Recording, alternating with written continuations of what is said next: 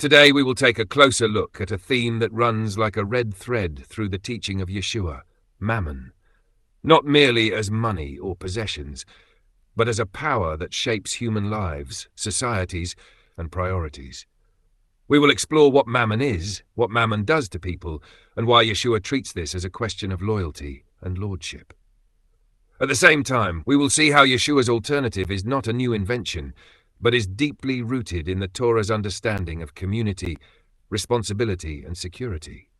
Along the way, we will also touch on how this tension between mammon and trust shaped Roman imperial life in Yeshua's time, and how it continues to shape the modern industrialized world today. When Yeshua speaks about mammon, he is not speaking merely about money. He is speaking about a power, a dominion, a way of organizing life. Mammon is wealth understood as security, as guarantee, as that which a human being ultimately trusts when the future feels uncertain. Coins themselves are not the problem, but what they promise and what they demand. Mammon promises safety, control, and predictability. In return, it demands loyalty. In Yeshua's language, mammon is personified. It can be served, it can compete, it can take the place of God.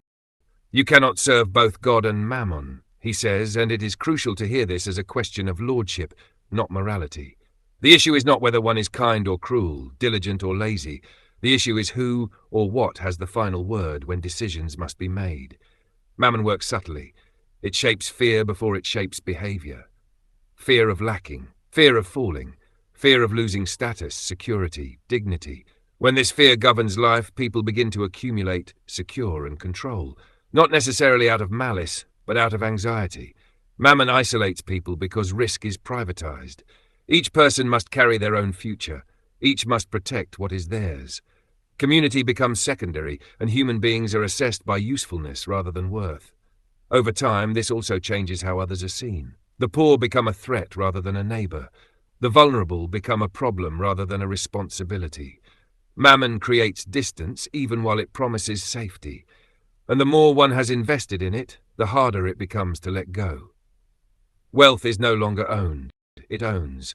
This is the background to Yeshua's encounter with the rich young man. The man has kept the commandments, he has lived rightly. And yet something is missing. When Yeshua asks him to let go, what is revealed is not disobedience, but attachment. Mammon has become an inner anchor, not a crime, but a master. Yeshua's words do not fall into a vacuum. They are spoken in a land shaped by Roman occupation. Roman life is thoroughly infused with mammon logic. The empire expands not primarily for culture, morality, or community, but for tribute, resources, and control. Land is valuable because it can be taxed. People are valuable because they can be exploited. Peace is maintained not for life's sake, but for stable extraction. Roman occupation is mammon turned into geopolitics. The risks of life, hunger, illness, loss are pushed downward through the system. The elite accumulate security, while occupied peoples carry uncertainty. Taxes, debt, and coercion render people vulnerable and dependent. This is not only political oppression, but economic theology. The empire promises order and protection, but demands total loyalty. When Yeshua speaks of mammon as a lord, this is therefore also an indirect critique of empire. Rome declares that security exists only within its structures, under its control, at its price. Yeshua proclaims something entirely different. He refuses to let safety be defined by power, property, or violence. He announces a kingdom without treasuries, without armies, without accumulation, yet grounded in community and sharing. Yeshua's alternative is radical, but not irresponsible. He does not preach chaos, indifference, or self-destruction. He preaches trust, not as an abstract idea, but as a way of life. The alternative to mammon is not a lack of resources, but a different way of carrying risk. Risk is moved from the individual to the community, and from possessions to relationships. This is deeply rooted in the Torah. In the Torah, security is never meant to be private and absolute. It is relational. God carries the people, and the people carry one another. That is why there is Sabbath. Production stops. Sabbatical years, debts are released. Jubilee, land is returned. These are not acts of charity, but structured resistance to mammon. They declare that wealth must never become final, that power must never become permanent, and that no one is to be locked forever into loss. The Torah also explicitly warns against believing that wealth comes from one's own strength. It warns against forgetting what truly sustains life. The golden calf is the clearest image.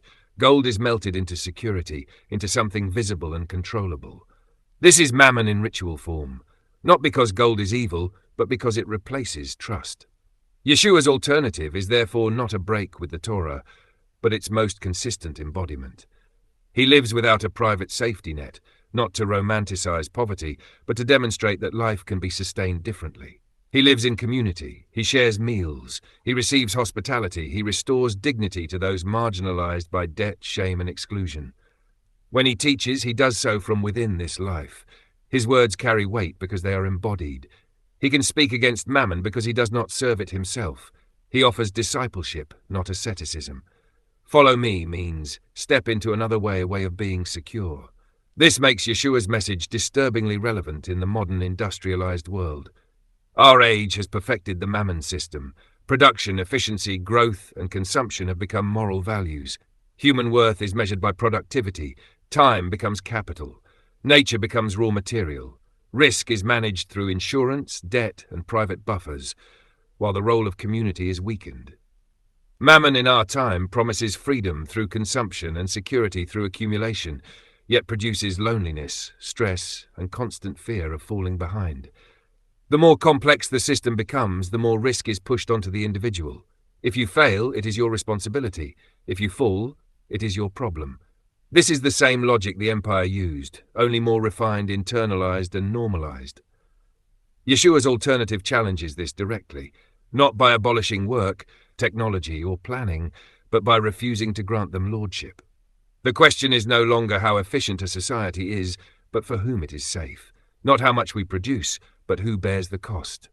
In Yeshua's vision, it is community that makes vulnerability livable. Give us today our daily bread is not an individual prayer, but a collective one. It describes a reality in which no one stands alone, and where surplus always has a direction, toward the one who lacks. Mammon individualizes responsibility. The Torah and Yeshua socialize it. It is not the task of the individual to be invulnerable. It is the task of the community to carry one another. This is why Yeshua's alternative is demanding. It requires trust, truth, and responsibility in both directions. Community without responsibility collapses. Responsibility without community becomes harsh. So what remains in the end is this. First, Mammon is not simply money, but what humans ultimately trust when life becomes uncertain. Second, Mammon shapes people through fear. Fear of lack, loss, and failure, leading to accumulation, control, and social distance. Third, Yeshua's critique of Mammon is also a critique of systems, especially Roman imperial power, where security for the few is built on insecurity for the many. Fourth, Yeshua's alternative is not irresponsibility, but a different way of handling risk, by moving it from the individual to the community. Fifth, this alternative is deeply rooted in the Torah, through Sabbath, sabbatical years, Jubilee, and the command to protect the vulnerable.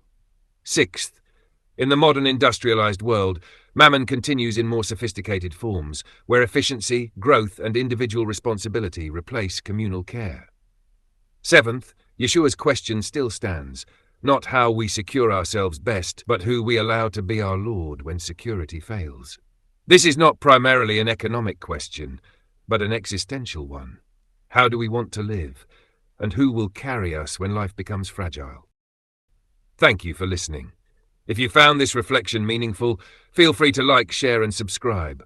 May peace be with you, and may you be blessed with courage, trust, and communities strong enough to carry one another.